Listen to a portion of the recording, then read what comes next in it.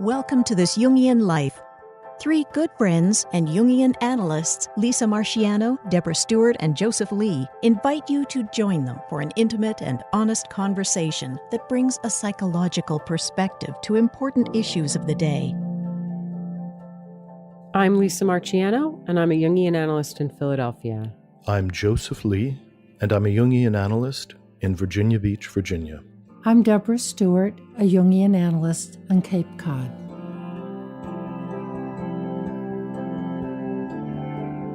Hi, this is Lisa from This Jungian Life podcast. Joseph, Deb, and I have been deeply moved by your responses to our work. Producing, editing, and distributing it involves substantial expenses, and we need your help. Please stop by our website, thisjungianlife.com, and click on the heading Be Our Patron. You'll be redirected to our Patreon funding page. Patreon helps creators connect with people who believe in projects like ours. There, you can sign up with your credit card to support us for as little as $1 a month, and at higher levels of support, we'll provide special episodes, behind-the-scenes photos and stories, and a chance to join a select pool of listeners for dream interpretations. Once again, go to thisjungianlife.com and click on Be Our Patron. Thank you. Animal encounters and animal symbolism permeate the human psyche from the beginning of time.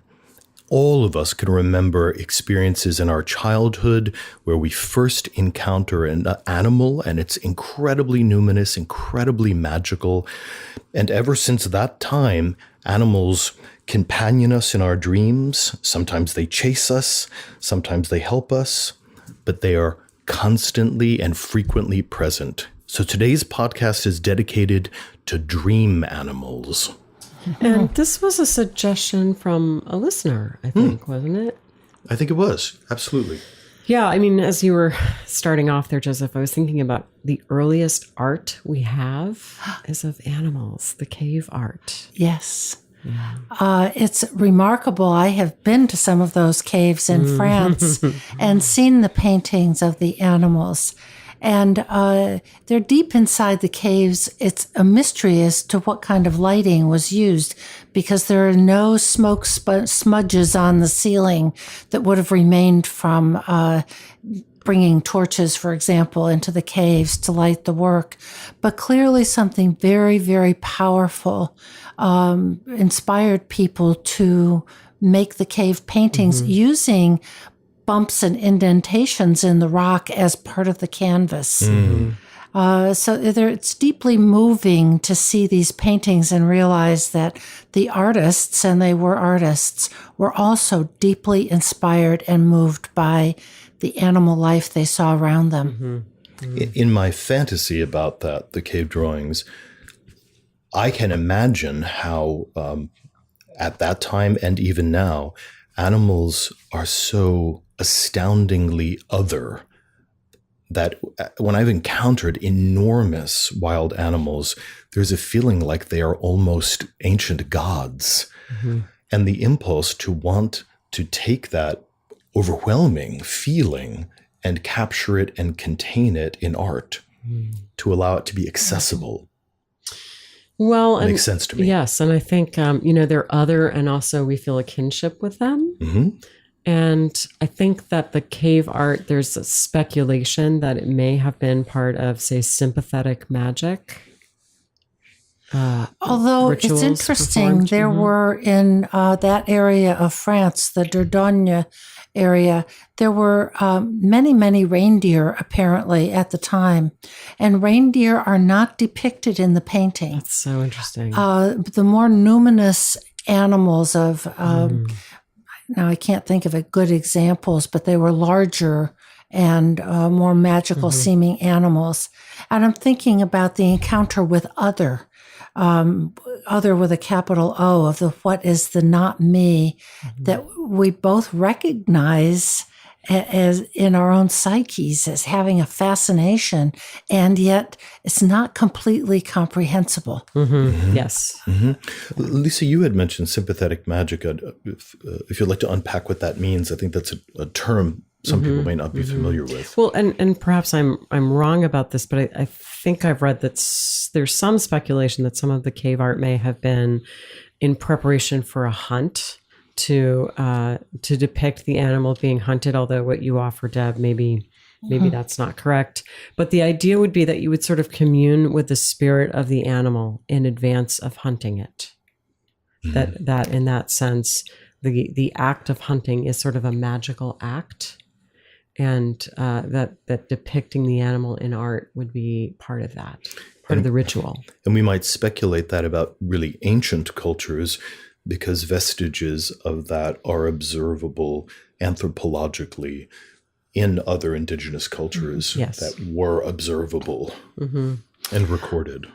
I'm thinking more about the connection with a kind of religious experience, because you've used the word numinous, Joseph, of that sense of otherness that is magical, whether it's sympathetic magic, numinous, other, of that we are gripped by something that is beyond our conscious comprehension completely. It's somewhat outside of that. And it's inspiring, and we want to draw it. We want to relate to it. We want to do something to get closer to it. And the cave art has that spirit in it. Yes. Clearly the people were moved. Clearly these animals were numinous. Well, and so animals show up in our earliest art, and they show up abundantly in fairy tales and abundantly in dreams. And in myths. Yes, they do. Myths, yeah. Bringing us to our stated topic. What about animals in dreams? Well, certainly that is such a common theme. Yeah. You know, people come in, and it can range from dreams about your beloved pet, you know, your dog, to dreams of much stranger and more fantastical animals. And a whole range of encounters. People will encounter a wild animal in a dream and flee from it, feel frightened by it, or be helped by it, or are being forced in some way to forge a relationship to what it represents. Yes. And I think that moves us into a symbolic attitude towards animals. Is it what might a particular dream animal mean objectively, and what it might mean subjectively? I know I've dreamt of animals. I bet both of you have dreamt of animals as well. Oh, yes. Are you thinking of anything in particular, Deb? At one point, I know I dreamt a lot about cats. Yeah, cats show up in dreams a lot. Yeah. Did that correspond with a particular arc of internal change or experience that was happening for you? Well, what I'm thinking about now is in the context of Marie-Louise von Franz, who was a colleague of Jung's and wrote extensively on a lot of things.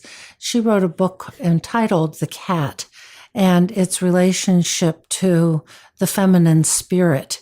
And, I think for me, that's a lot of what the cat was. Independent, these lithe animals that can climb trees and sort of walk around very quietly, but have a kind of secret powerfulness as hunters in the night. So I think at that, some years back, cats were frequent nighttime visitors in my dreams. And we could imagine bringing something that you needed to be in relationship to. Exactly. And I think that's what happens in dreams is, just as with the cave paintings, we don't know what it was, but something needed, something that needed to be related to. And we have these visitors who appear on our inner cave walls, so to speak, in the night. And whether they've had clients that have dreamt of bears and wolves and dogs. And snakes. Oh, my People snakes dream of are... snakes very commonly. Yes. And I think just as with the cave paintings, which are kind of dreams in the world, we don't know exactly, it's reductionistic to say, well, a dog means this and a cat means that and an elephant means... however, we also recognize immediately that a snake is quite different from a wolf, is quite different from a cat, let's say.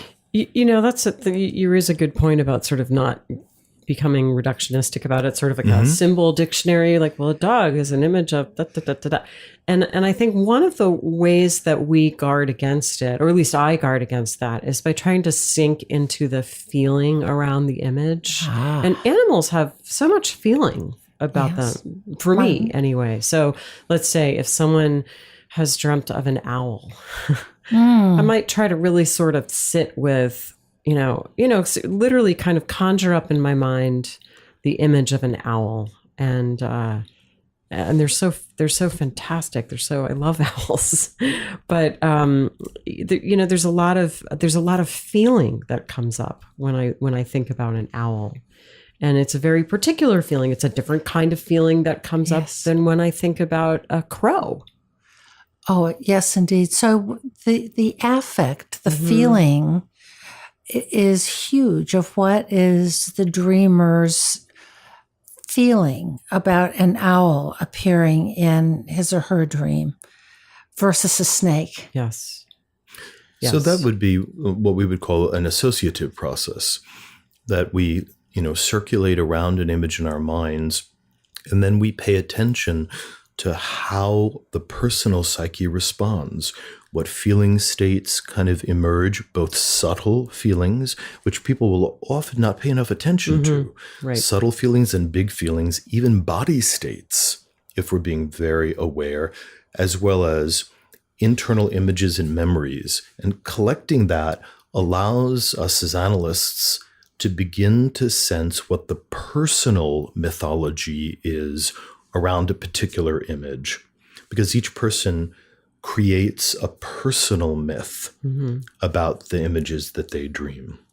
Yeah, for me, I would certainly be interested in, well, tell me about what you think about owls and how do you feel about owls and, any owls in your history. But I would also be paying attention to my response to the owl, not because that has to be the same for the client in any way, but because my own response to the owl might lead me into my own intuition about what this could be. It's a subtle process, but that would be the door in for me. So what we do know is that animals are of the instinctual world.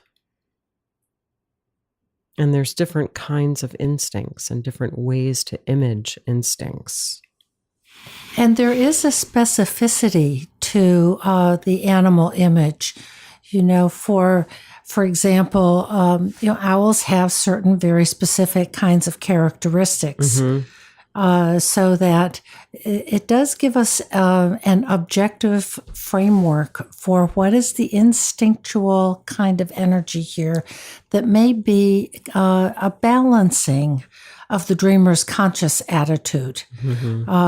What Jung says is that dreams often have a real compensatory function, so that if, for example, using the owl, let's say someone was very matter-of-fact and practical and industrious and worked long hours in the world, what might it mean for that person to have an owl, a creature that flies in the night and that is predatory and whose head can turn almost 360 degrees, of, what would Psyche be saying about, do you need owl energy?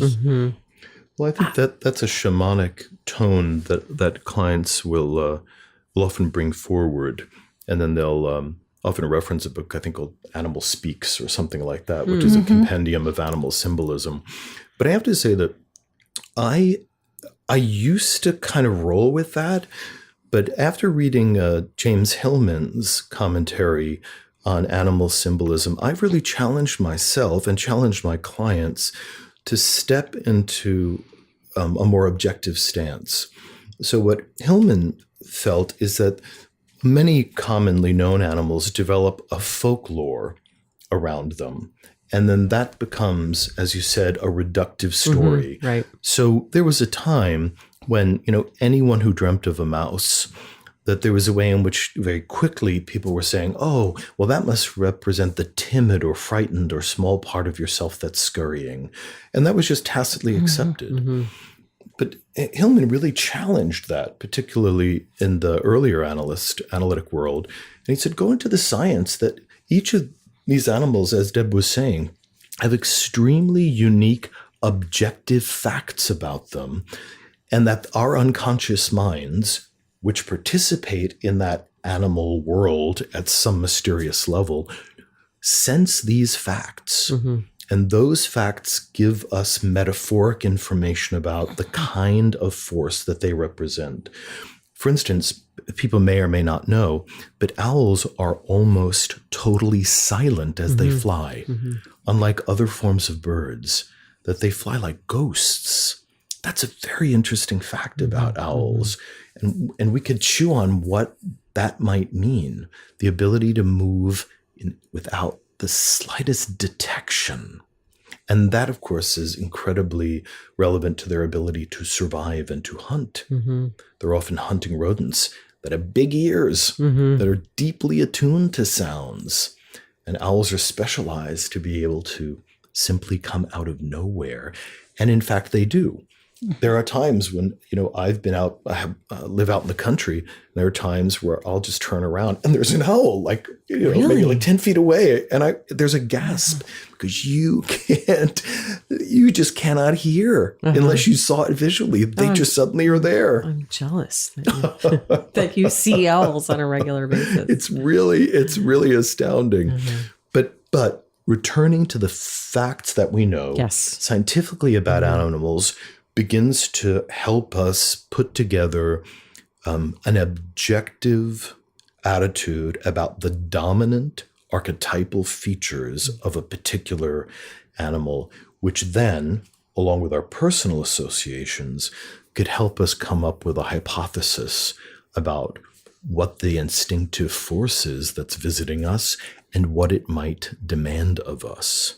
In a way, I feel like we're drifting into this more general territory of what do we do with dream images, right? Because I think, Joseph, one of the points that you're lifting up is that it's a delicate, layered process of trying to intuitively enter the image using feeling, but also information. I mean, I do the same thing with animal images, but it's not like, well, owls are silent, so therefore it's more like, well, we know this about owls and we know that about owls, and you feel this way about owls, and owls were associated with Athena, and sort of like just holding it all there, bringing in as much as I can, right, with the person. It's a collaborative process. Yes. And sort of seeing what has life in all that? What feels most alive there?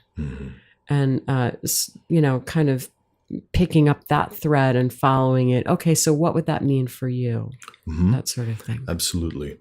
And sometimes those facts will feel very alien. Oh yeah. Sometimes they don't. And sometimes it's like, bingo, that's it. It's like that sense of click. Oh, they're silent. Wow. Okay. I know we've referenced this in another podcast, but a book that's really great for this is the Book of Symbols, which we can link again in the show notes. I know we've done that before, but it provides exactly that kind of information, the scientific information that you were talking about, Joseph, as well as mythological reference. And I don't know if the two of you ever go to your symbol dictionaries in session. Sometimes, yes. And I will usually ask the person, how does this feel to you? Yeah. Does it seem like it fits? Because we could look this up. But for me, what I'm pulling out of what you and Joseph have just said is linking up sort of the objective meaning of a creature. We'll use the example of the owl. An owl is not a crow. Yes. And it is not a squirrel. So there are certain criteria that define owlness. And then there is the experience and the feeling and what speaks to the person most strongly and it might be that image of flying swiftly and silently through the night that really sparks something. that resonates personally or subjectively. So I like this linking that dream animals give us between the objective world out there of what is and the internal world of feeling and what is needed and wants to come alive in the person of owlness or wolfness or catness. Yeah, animals really are a bridge to the unconscious, aren't they? They are absolutely. They are emissaries from the deepest restorative, natural part of us. Yes, and that's why they really just fascinate me. If you think about it, like a group of kids, like being shown an animal in their classroom, like there's this automatic sense of awe. And I feel that. In fact, I feel that as I'm growing older, I just find animals more and more magical. Like all of them. They're all just, the rabbits in my backyard or the stupid English sparrows at the bird feeder. I mean, they're just, of which I have way too many, but they're just so magical. And that's an interesting observation. And we might even speculate what's happening at this stage of your life, of a person's life, where animals somehow seem very important and very present. And that's meaningful. We could imagine that signals something in the psychic life. And even though it's throughout the environment, I think there's something lovely about that. Well, I also, I feel that one of the things that makes them magical, if we're thinking about sort of the role in the psyche, is that they carry sort of both something spiritual, back to the numinous experience that you two were talking about before, but also they link us to our embodied instinctual experience. I mean, animals they are just in their bodies in this completely unself-conscious way, of course. And trusting their bodies, that what their bodies tell them, we imagine, is what is right. Now, of course, that can be challenging because that can limit adaptation, and animals can become extinct because the environment changes and they don't have a repertoire. But also what rises up and tells them what to do, what tells a bluebird relative to how to make a nest, is reliable and is not neurotic. That's the thing, is that animals, for the most part, really are not neurotic until they become pets. Yes. And pets actually can show neurotic symptoms. Yes, but wild animals are really purely themselves. Yes. I think that's a really important point of wild animals are purely themselves. Even pets are purely themselves. We can make them neurotic, I suppose. But that sense of here is the energy, and don't doubt that this is true, that this is part of you. No owl sits around on its branch at night wondering if tonight is a really good night to go out flying and hunting. They do what they do. So it's a deeply grounding kind of energy, a natural energy. And I like what you said about emissaries from the unconscious and from that known world of when the dream maker sends you an owl or sends you a cat or sends you a fish, there is something important to be paid attention to that is a natural and instinctive reality. And a medicine. I often will use that term, that our dream images are a kind of medicine that we're being given. So I just want to add a little bit of a lens, but not spend too much time on it, is that as has been brought up already, animals, we can easily connect to the realm of instinct, of primal instinct in ourselves and in the great field of instinctive force. And that this curiosity about the instinctive world and the symptoms that arise when our instincts are blocked is really the genesis of psychoanalysis. That as Freud was analyzing the bourgeois mostly, and noticing the ways in which they were suffering and their symptoms, his primary theory is and I'm paraphrasing it, is their animality, their instinctive impulses are so thwarted that their life force is going into tortured directions. Yeah. And all of these terrible symptoms are coming forward, and liberating that instinctive force seemed to create these curative effects. Now, for Freud, the primary curiosity was around the sexual instinct. And animals are particularly unambivalent about being sexual. They are or they're not. They are when they can. They fight for dominance in environments to be able to do that.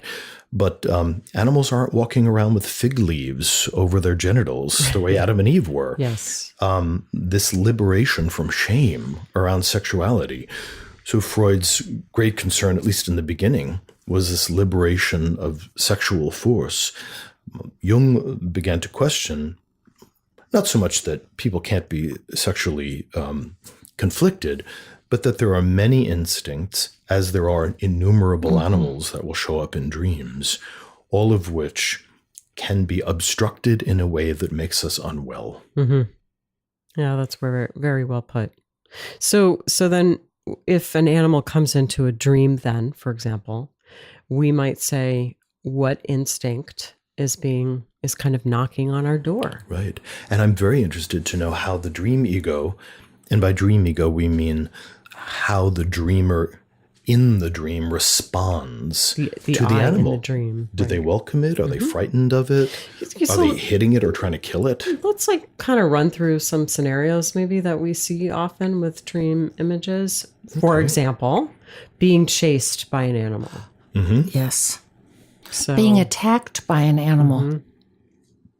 So Being scared by an animal. I've heard variants of the following dream that I'm being chased by an animal. It's a frightening animal. Oftentimes this dream is repetitive. The dreamer has this being chased by frightening animal dream for some time. And then eventually it might be that the dreamer turns around and faces the frightening animal, whereupon they realize that instead of a lion, it's a puppy, or instead of a big devouring snake, it's a little snake, or something like that. So it's this sense that there's some instinctual part of the unconscious that wants to come into contact with us, that wants us to know it. And when we're running away from it, it's frightening. Jung said that the face that we turn toward the unconscious is what it will look back to us with. So if we're afraid of the unconscious, it will look frightening to us. But when we turn around and face it, it often is friendly. It sounds very much like a fairy tale. Yeah. That, where the monster of some sort turns into a handsome prince all of a sudden. It's been known to happen. It has indeed. Right. Frogs turning into princes. This Beauty and the Beast turns into a prince. And also the helpful animals in all kinds of fairy tales, mice that come in and help you sort your peas from your grains. Do you see helpful animals in dreams much? I'm kind of casting back. I do. I think of a really powerful dream that a client had at a really important turning point, where in one part of the dream, there's this wild stallion that comes out of the brush that is being wrangled by a cowboy. And throughout the course of the dream, the wild stallion is turned into a workhorse.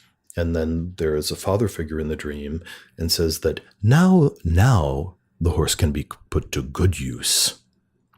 Wow.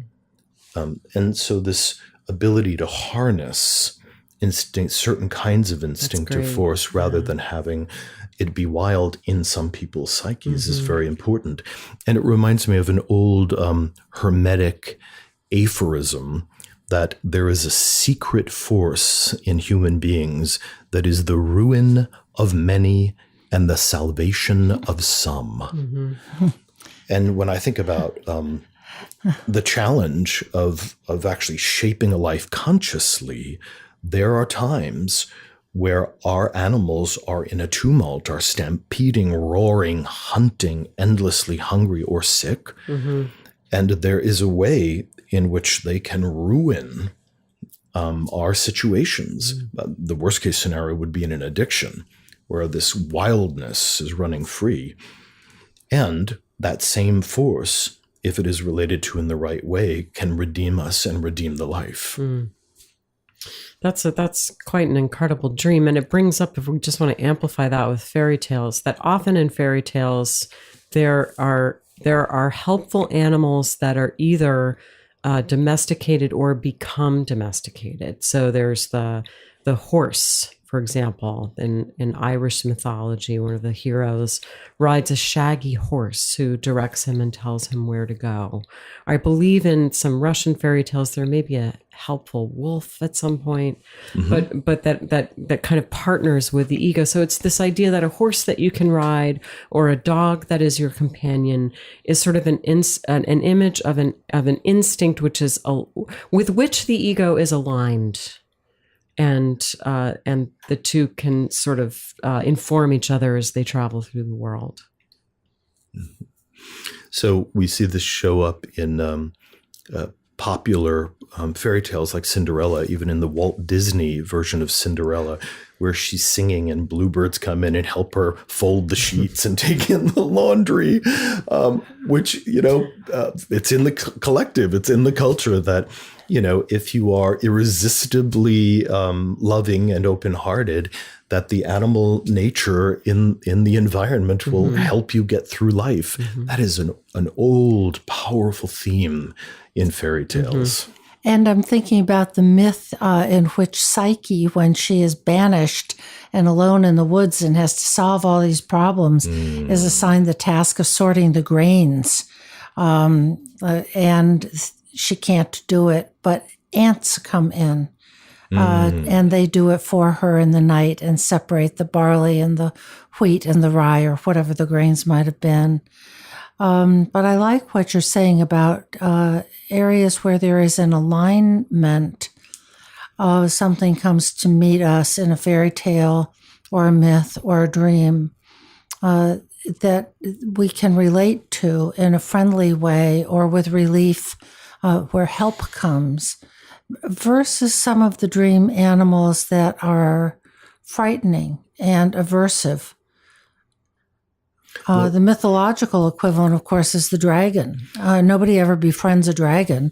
We're supposed to slay the dragon. Well, they do in Chinese mythology. It depends, what the collective thinks about that. Okay, fair enough. But we don't even have to go to mythic creatures, because when we think about human culture, there is also an ancient reality of being a hunter-gatherer society where animals did hurt human beings, and animals were more powerful and terrifying, and that human beings were regularly injured by animals.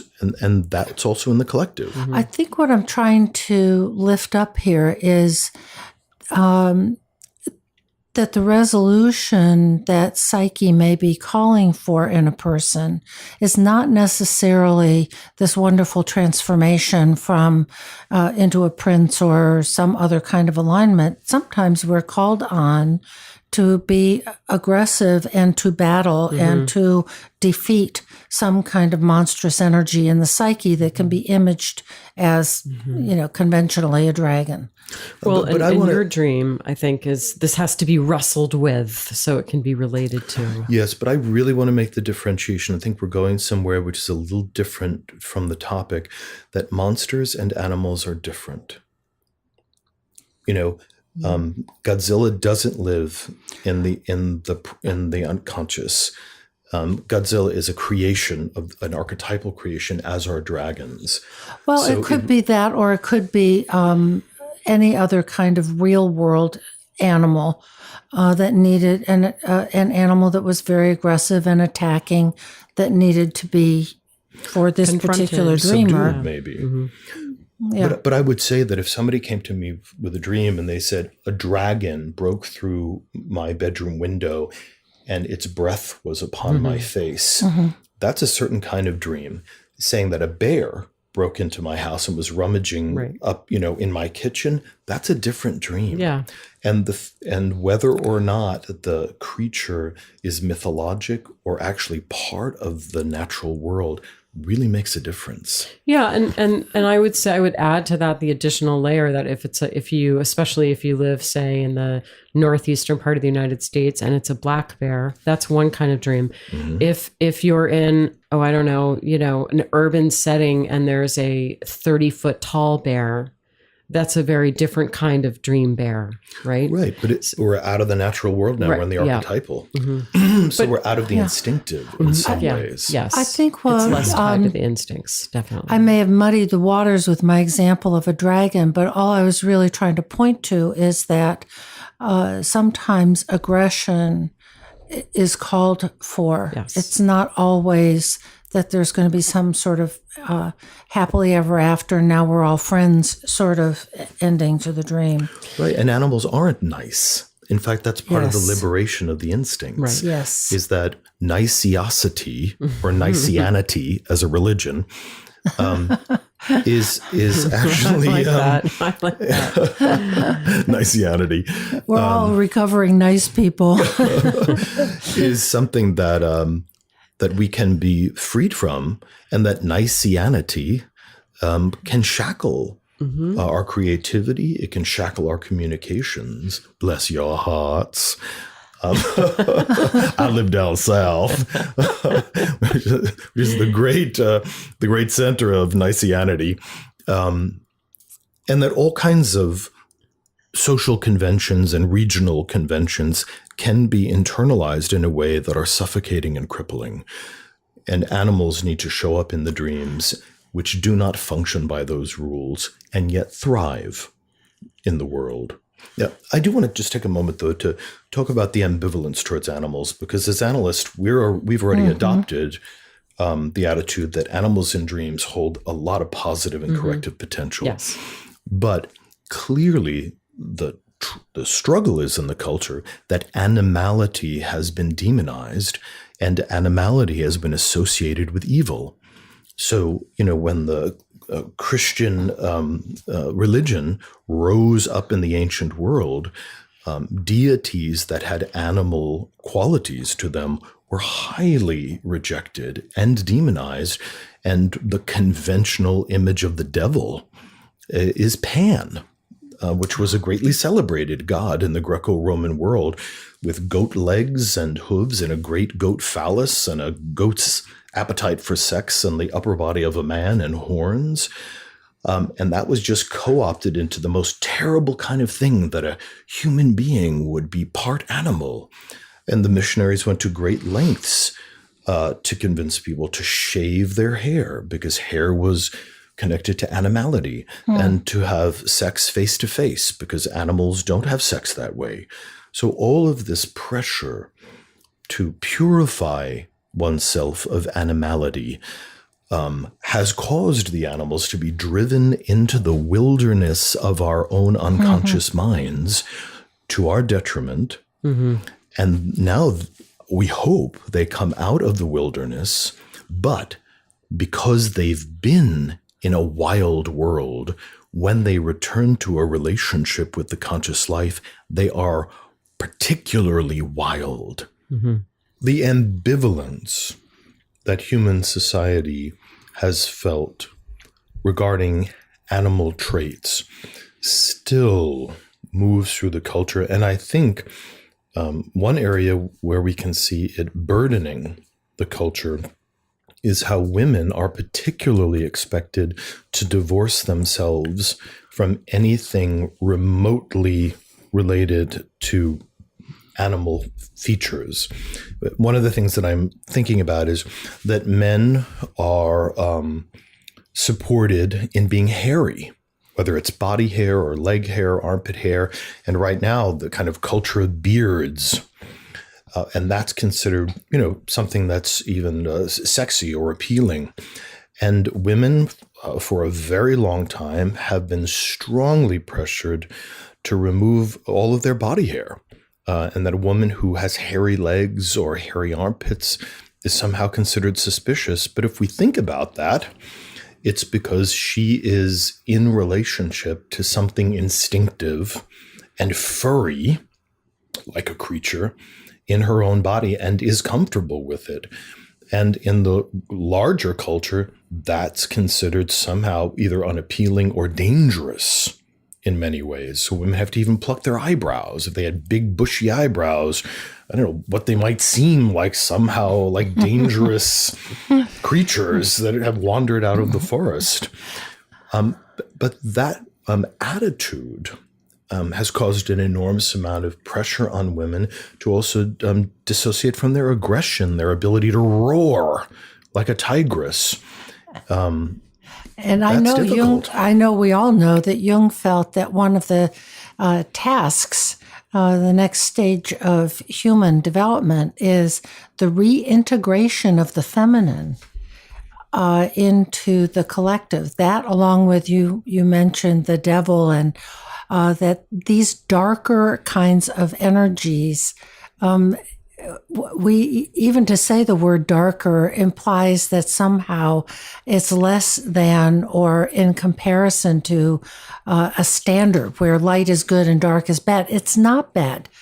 Babies grow in the dark in the womb. Cave paintings took place in the dark. Mm-hmm.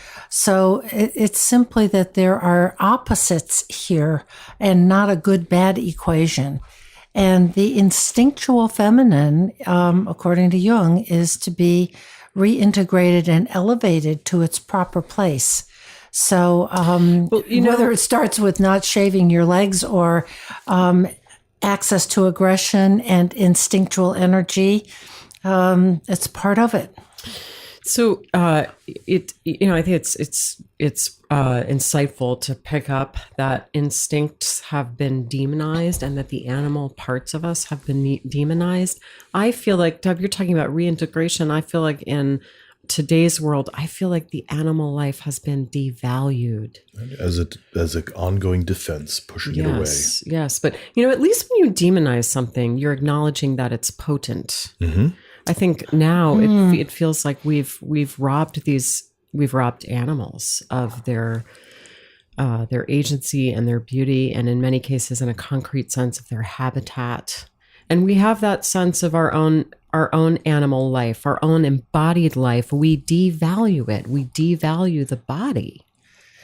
The price of civilization, office buildings, office cubicles, technology, on and on, has been to remove us from the natural world.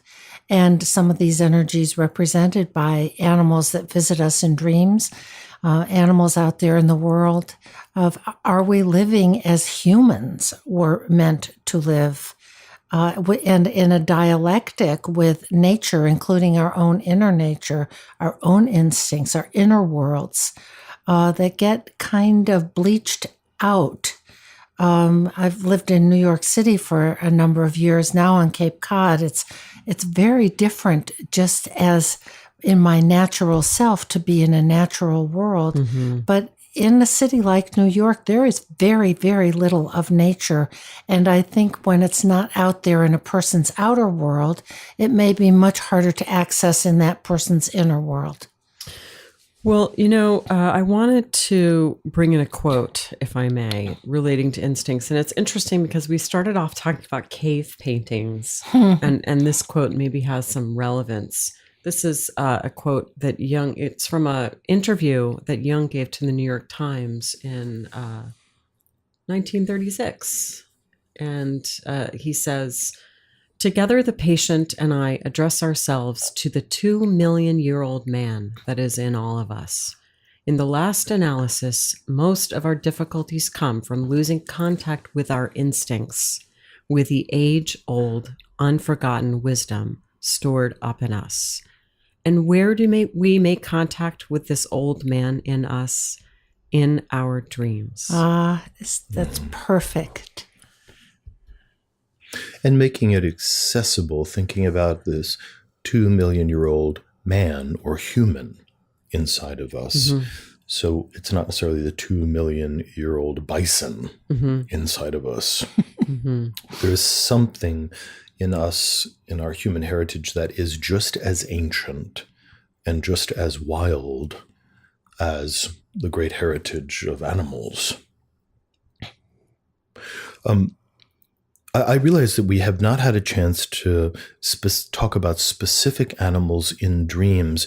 And I notice myself avoiding that for a moment because I don't want to just reference animals derivatively. That, oh yeah, when a giraffe shows up, it means this kind of a thing. And along those lines, we had mentioned the Book of Symbols, which is put out by Taschen, which publishes it. And that's part of a larger organization that is a warehouse of archetypal writings and images, ARAS, ARAS, which, by the way, you can become a member of and support their great catalog of archetypal images. And I just want to say that what's different about the Book of Symbols is that it's not derivative. It's not giving you specific meanings. A mouse means timidity. Exactly. It's so important. And why we love the book is that there's several different images about a particular dream symbol, and then a very artful essay which unpacks some of the anthropologic information, the natural science information about it, and then some possible psychological analogs around it. It's much more rich and not definitive, which is reflective of the attitude that we're trying to cultivate.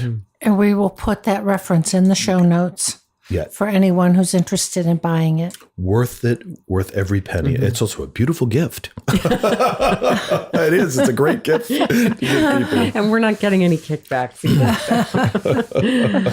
Well, would it make sense, since I am aware that the topic is dream animals, but we haven't really talked much about dream animals, but we do have a longer dream today that has an animal in it and an important role. So maybe it makes sense. And it's figural, so I think we should take the time to unpack it. Okay. And by the way, we also know that particularly when we're doing a long dream, it can be a lot for the listeners to hold it. If you're listening to the podcast and you have the details of the podcast, we include, and have permission to do so, the entire dream printed in the details of the podcast so that you can follow along. The other thing I'm really loving, by the way, is some of you are listening to us, looking at the dreams, and then on Facebook, you're posting some of your own additional interpretation of the dream material. And that is just fantastic. One of the things we're hoping for is that you guys will really feel empowered to start interpreting your own dreams and rolling up your sleeves. So kudos to everybody who's doing that. So here is the dream. This is a dream of a woman who is in her late 30s, and she works as a makeup artist. And her father, who recently passed away, was an alcoholic. And this is a long dream, so let it wash over you, and take a look in the show notes later for if you want to go back over it. I'm in the kitchen in our house. The house is huge, with a very big kitchen and back door leading from the kitchen to what seems like a farmyard, and trying to prepare some food. My father, who is not living with us in my dream and is separated from my mother, bursts into the kitchen. He's drunk and looking for food to eat. His dog is following him. The dog is very beautiful, German Shepherd-like, the long hair type variety, and completely beige blonde in color. I love the dog very, very much. My father isn't in a good mood. He starts digging in the fridge for food and complaining that there isn't anything to eat. He starts pushing things and shouting that there isn't even any fruit to eat. I am trying to calm him down and give him some of my fruit I bought for breakfast. He is getting more demanding and greedy, insisting I give him more and more. I'm getting upset, as I am not going to have any fruit left for my breakfast. On the following day, the whole scene in the kitchen repeats again. I'm giving my father cherries, and he keeps asking for more until he gets all my cherries. When I run out of cherries, which I really love and wanted to enjoy eating, so I'm very upset he took them all from me, He starts demanding I give him all my blueberries too. I give him some, but he keeps insisting for more and keeps asking for more, and he is getting very greedy. His hands are full and he can't hold any more blueberries, but he keeps asking for more. The blueberries are starting to roll off his hand and fall on the floor.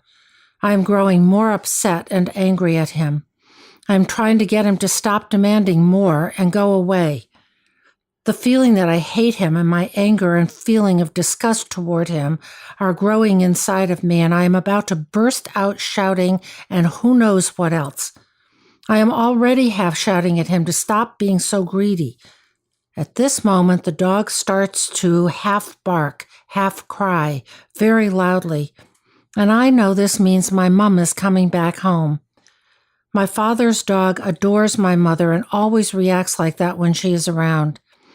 In the next moment, my mom enters the kitchen through the back door, and the dog runs to her for a big hug and pet. My mom adores the dog, too. We all do. He is such a beautiful and cuddly thing, and I couldn't understand why it is with my dad. I always wished the dog stayed with us when they split. We all felt like we lost a sibling.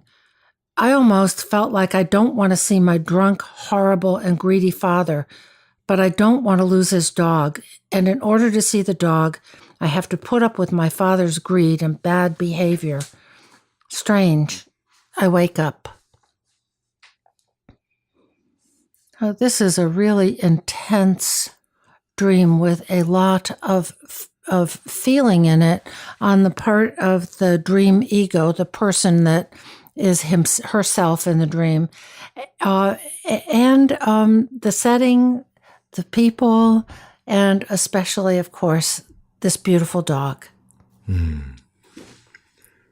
So before we interpret the dream, did the dreamer provide any context around this that we should frame it with? There isn't anything more in the way of context that I wanted to share, except that the dreamer's father died recently and was, in fact, an alcoholic. I'm just looking over the associations, revisiting them for a moment, and I just wanted to clarify. It looks like that the dreamer's dad had died actually many years ago, and that she's currently in a new dating relationship and sorting out the tensions around that. And I wanted to clarify it because I think the dream is talking about that. So the first thing I want to bring up is the image of the disordered father, the disordered, drunk, problematic father, who is described many, many times as greedy. That seems to be what's in the complex about the father. But the polarity of that is the beloved dog that is intimately related to the father. And one of the things that I'm thinking about is how in families that are caught in this trauma, that the parent, when they are drunk, presents a very specific kind of problem to the family. And here, this poorly related, rapacious kind of masculine figure. And often when the parent is sober, they can be kind and related and warm and doggish, hugging mom, good to be around, and that the psyche is really holding this tension. But in the dream, it's all the factors are being brought together, I suspect, to try to get the dreamer to remember the doggish and appealing part of the father. And if there could be some redemption of the masculine memories of the father as being doggish, it might open up a deeper level of comfort in the current dating relationship. So that might be the value. Yeah. So you're talking really about an image of the masculine that is split into the beautiful, warm, loving dog that is very beloved and that has a very positive relationship with the feminine, because it has a very positive relationship with the dream image of the mother as well. They love each other. Mm-hmm. And then this awful, greedy, demanding taking of the dreamer's food, psychological food, as well as it's right, the ogre that gobbles up all of the energy. Well, I'm with you, and I want to just no, I want to just take it a little bit further. So I'm the one that was like, we have to talk about this dream. And I think part of the reason I love it is it really has a sort of a fairy tale vibe. Mm-hmm. There are these kind of 4 things that happen. First, it's the fruit, and then it's the cherries, and then it's the blueberries, and then it reaches ahead, and there's the shouting, and then there's the lysis with the mom coming in. So it has this real kind of clear fairy tale narrative structure to it that I find interesting. But I want to say I'm with you about the split masculine, but I want to just maybe take a slightly different tack on it, which is that this father complex is hungry. To the ego, he looks greedy, but I found myself curious about what part of her psyche was being denied food. Mm-hmm. So the father, it's, one of the things about complexes is they really want to be transformed. So a lot of times in fairy tales, there'll be some kind of awful ogreish thing that it seems like it's set against you and you can't move forward into life until you, I don't know, give the ogre what he wants or rescue the girl from the giant or whatever. But really, it's like that thing is waiting for you to transform it. And I wonder a little bit about the dad in this dream. Is here he is showing up unbidden, it sounds like. He bursts into the kitchen and he's demanding food. It's like something wants the psyche's attention here. Something wants the ego's attention here. Some part of the psyche wants the ego's attention. And it's fruit and it's cherries and blueberries. I mean, cherries are so kind of redolent with associations for me personally, and they're so sweet, They're just so delicious and sensuously fabulous. Yes, you could just eat a pound of them. Oh, well, both of those fruits have such intense color. Yes. Of course, they're antioxidants. Mm-hmm. So they're really medicinal. Mm-hmm. Yes. And the father can't get enough of them. Mm-hmm. So one thing I might imagine is that the father complex, and Deb, you alluded to this, that the father complex routinely robs this dreamer of things that she needs. So that might be like an inner, harsh, critical voice that's always kind of taking away good, sweet things from her, maybe. But at the same time, that same complex that is persecuting her is also looking for something and needs something itself. And of course, the dog is related to that. I think it's, Joseph, what I would imagine is not so much, it's probably a both and, that yes, the dream is asking her to get in touch with the positive parts of her father, those good things that she can remember.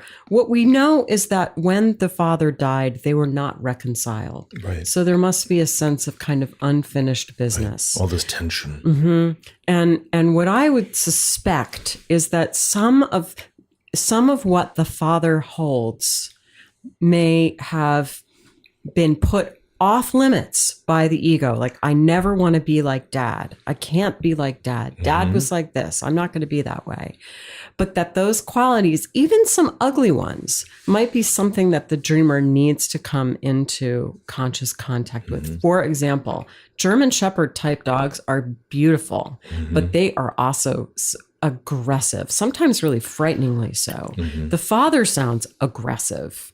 So I've worked with people who have had such awful parents that they made a decision at some point, I will never be like mom, for example. But really, it's like, but mom was comfortable being aggressive. And so don't you want a little bit of that? Doesn't mean you have to become mom, but it means there might be qualities that were being held by that parent that somehow you have to integrate. And that are qualities that you, in fact, do have. Because as much as we are maybe disappointed in a parent that's very ill in one way or another, the memories of the parent, the experiences, the feelings, the behaviors are alive in our psyches, and they're not going anywhere. Yes. So we are our parents, we just have to find the right relationship to them. And sort of making them verboten. I can't let that in. That robs us of vital life energy. I think the challenge, and I'm not saying it's easy, but the challenge is, like you're saying, to find a relationship, even with those parts of our parents we think are purely negative, because there's probably some gold there. Now, if we take that track, which I really like, I have a personal stance often about dreams that I actually haven't read in Jung's work, but I intuitively feel it's true, that when an image comes to us in a dream, it is carrying a very specific kind of attitude and libido. And in the drama of the dream, it is transmitting some of that libido and those attitudes into the ego, whether or not the dream ego is aware of it. Mm-hmm. So it is interesting that as the father comes in rapaciously hungry and demanding to be fed, that it rises up her capacity to finally say, no, I want to eat. Yes. I'm hungry. Yes. You're not the only hungry one. Mm-hmm. So she actually begins to be filled with her own demand. That's right. To eat and be fed, as if a bucket full of his has been kind of watered into her. So now she can also make that claim, whether or not it's fully satisfied in the dream. Yep. I'm thinking that a lot of the thread running through this dream is about coming to terms with the management of aggression. German Shepherds are police dogs. Yes. They're not actually beige and blonde in color. They can be very aggressive and are trained to be police dogs, because they do have that instinctual quality, as we were talking about before. And I'm liking that the dream ego finally gets angry and shouts, and can acknowledge in the dream her feelings of anger and hatred and cut that out. Mm-hmm. That feels really, I think that's why the dream has a positive lysis. Yes. It does. It's like when she shouts and gets angry, that's when mom comes and the dog goes to her lovingly. Right. So the greed is demonized. But the feminine seems to be sort of the good part, that the loving part of when mom comes in and the dog loves her, but the longing for that aspect of herself, of the masculine part of herself, and versus this rapacious aggression. But I agree, the dream is encouraging and it has a positive trajectory. Mm-hmm. So what the dreamer characterizes as greed, which is a word that's all over the dream. Yes. Boy, there's a lot of rich work to be done with that. Yes. To outline the dream complex and the greed complex, And I will often get a big piece of paper with the client and create a Venn diagram. And we'll draw a circle in the beginning with the word greed. And then we'll have little rays coming off it and this memory about greed. And then mother felt this way and dad felt that way. And that linked over to grandpa and really create a map of the story around greed to be able to bring it into consciousness. And finally, if it's not in the waking mind, when is that desire to be fed, to accumulate, to have, to ingest exactly what you need? Mm-hmm. Like maybe greed has been outlawed in the psyche. Right. And maybe it needs to be let back in. Right. And what's another way? What's a less contemptuous way of naming that impulse? Mm-hmm. That isn't greed. And, if you think about it, most dogs will eat just about anything. Yeah, they're survivors. Yeah. And most animals, including human beings that are omnivores, survive. Mm-hmm. Animals that can only eat, pandas can only eat a certain kind of leaf, or koalas can only eat a certain kind of leaf. That's a tenuous relationship with the world. Mm-hmm. But you're right. Dogs and people can eat a lot of stuff, and even stuff that's kind of tough on them. Yeah. Mm-hmm. Most dogs are always happy to eat. Just talking about being able to kind of claim aggression and your sense that the dream, the figure of the father sort of gives the ego that aggression. a fairy tale image involving an animal comes up for me, and that is the Grimm's version of the Frog Prince, which is, in some of the popular versions, it's the French version where she has to kiss the frog. What happens in Grimm's is the frog, she makes a promise to the frog that she doesn't want to keep because the frog does her a favor. And the frog wants to sit at her little table and eat off her plate and sleep in her bed. And her father makes her keep the promise, and she's disgusted by the frog.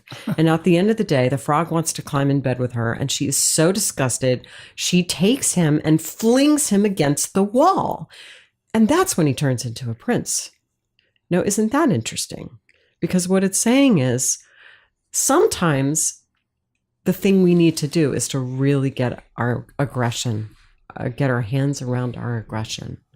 And this moment in the dream where she's about to shout feels a little bit like that moment in the fairy tale. It's where I'm just going to fling you against the wall. And it's the moment where something changes in the dream.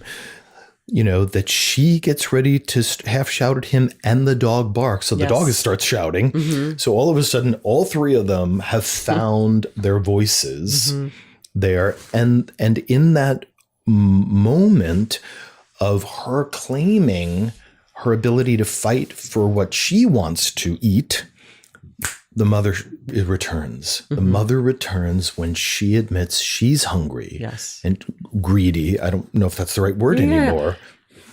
But having needs. Yes. Right. There's a fine line between need and greed. Right. And in the etymology of the word greed, in its old English Saxon meaning, it really just meant voracious. And we are voracious. Well, this is another dimension of the dream that I'm curious about relative to addiction, but we are voracious when we are incredibly deprived. Yeah.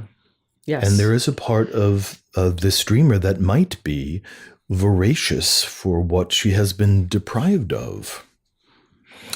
Now, I'm also curious, just as a commentary on addiction, is that addiction is often a voracious appetite for something that does never satiate the underlying drive, and that's why you can never get enough of it. So, for instance, if somebody, let's say, is deeply, deeply lonely, but that is neurotically disallowed in the personality, and instead they find themselves craving food, well, there isn't enough food in the world to actually resolve the loneliness. So one can eat until the belly is hurting and crying out for a break. But because the feeling of loneliness is being misinterpreted as hunger, the ego still says, but I'm not full yet. So I must need another bunch of something. And then the body is kind of tortured into having to integrate all of this, but it actually never satiates. So there's a way in which the father cannot stop eating in the dream, or drinking if he's an alcoholic, because it never sates what's really wrong. And that's true about all of us. Whether we do it, we're over shopping or any number of other things.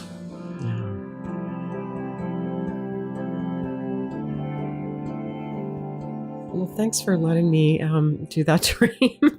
I thought it was really great, and I think we had fun with it. I wanted to take a second and just say thanks to Shane and Lagusev and Wells RVA and Kavinsky and J. Jack M., a psychotherapist in NYC, Jennifer Powers, and Cher Stee, who all gave us reviews on iTunes. We really appreciate that. So thanks so much. And we pay attention and value your feedback when you write to us, send us emails, review us. So thank you. Thank you very much. You've been listening to This Jungian Life. From our website, thisjungianlife.com, you can follow us on Twitter, like us on Facebook, help us produce future episodes by funding us through Patreon, and submit your dreams for possible interpretation on another episode.